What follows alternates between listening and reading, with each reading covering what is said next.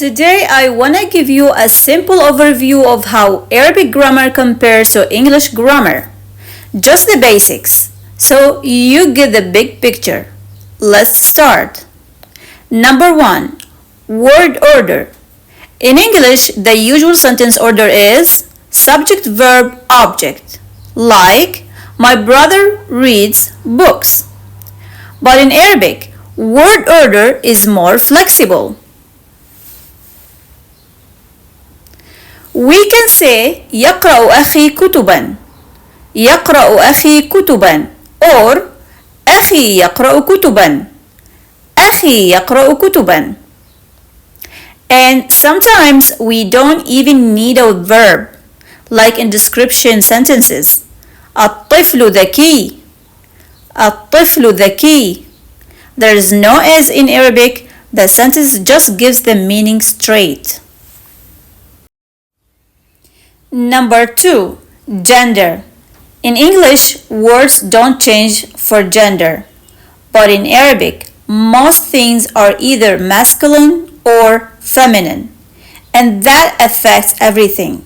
For example, معلم نشيط معلم نشيط معلمة نشيطة معلمة نشيطة.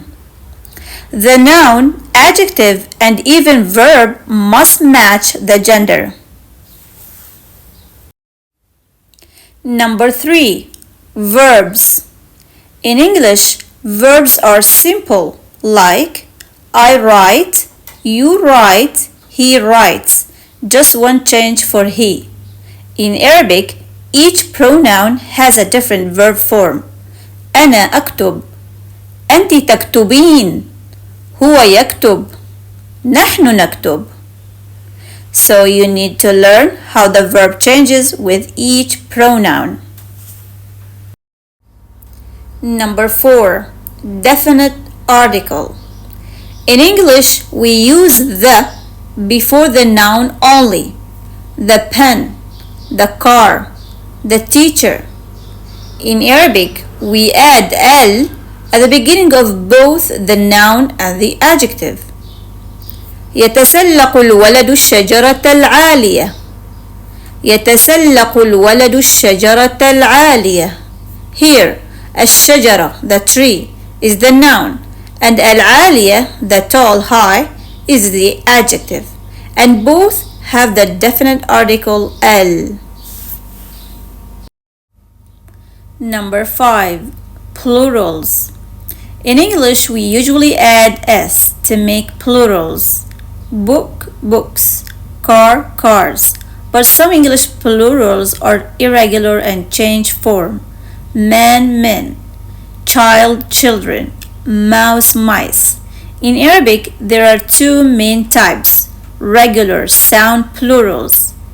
مدرس, مدرسون, مدرسون. مدرسة, مدرسات, مدرسات.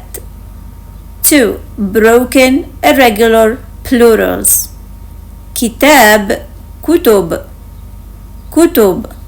These follow patterns that change the structure of the word and need to be memorized because there are many different forms. Let's talk about something unique in Arabic: the ending vowels. These short vowel sounds at the end of a word tell us what role that word plays in the sentence, whether it's the subject, the object, or something else. In Arabic grammar, these endings are called case markers, and there are two main types. 1. Primary case markers, like فتحة ضمة كسرة. These are the short vowels you usually see. 2. Secondary case markers. These aren't actually new. They're the same 3 long vowels you already know. الواو, الياء, الألف. They show up in certain types of words, like dual forms and sound masculine plurals. These vowel endings carry real meaning.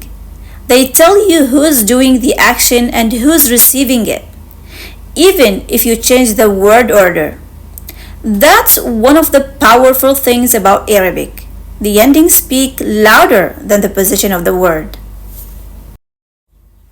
For example, ركل الحصان الرجل. ركل الحصان الرجل. The horse kicked the man. Now flip the word order. ركل الرجل الحصان.